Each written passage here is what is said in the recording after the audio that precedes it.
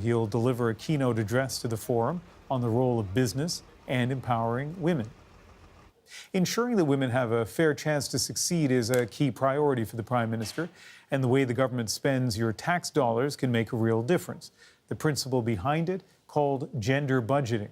And some measures are already in place here in Canada. For example, paid parental leave, child benefit checks, equal pay in the public sector, and giving tax breaks for single or working parents. But as Susan Lunn explains, at least one country has found some unique and practical ways to reduce gender inequality. When you think of gender inequity and government spending, the snowplow likely doesn't come to mind. But it did in Sweden.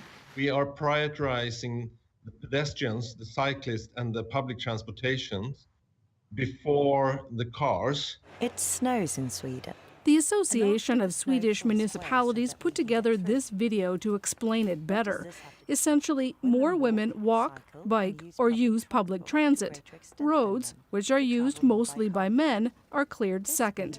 It hasn't always gone smoothly. Some think it's ridiculous because we ought to snow clear where it's needed. But this is the way to say that before we snow cleared in a way that promoted certain people before others.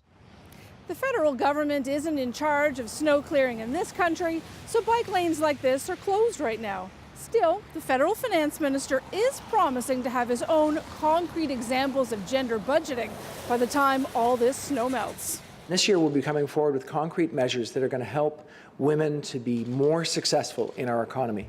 Some people are happy Canada is starting to look at spending and how it affects women.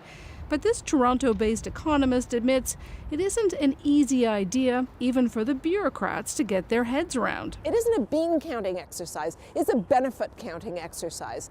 And that's a radical way of looking at what governments can do by spending money. And Yelnesian says it will take money. Part of a gender-based approach is to have better outcomes. And if you want better outcomes, you're going to have to spend a bit more. 3 inches of snow are harder to get through on foot than in a car. Haldayan says actually the Stockholm experience is that gender equal budgeting actually saves money. Fewer people are slipping on the snow and ending up in hospital. It's also better for the environment and people's health overall to bike and walk more.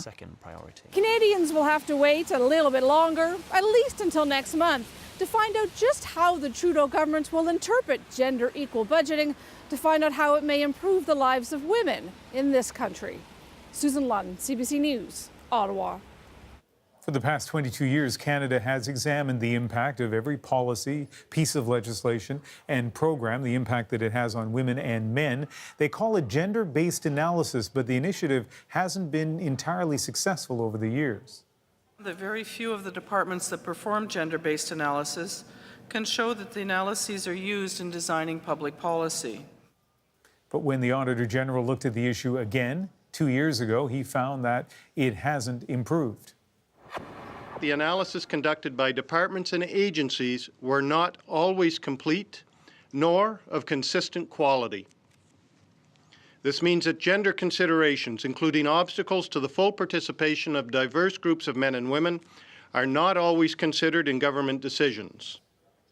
Since then, the Trudeau Liberals say they've beefed up training for civil servants and have placed gender equality at the centre of its budget document.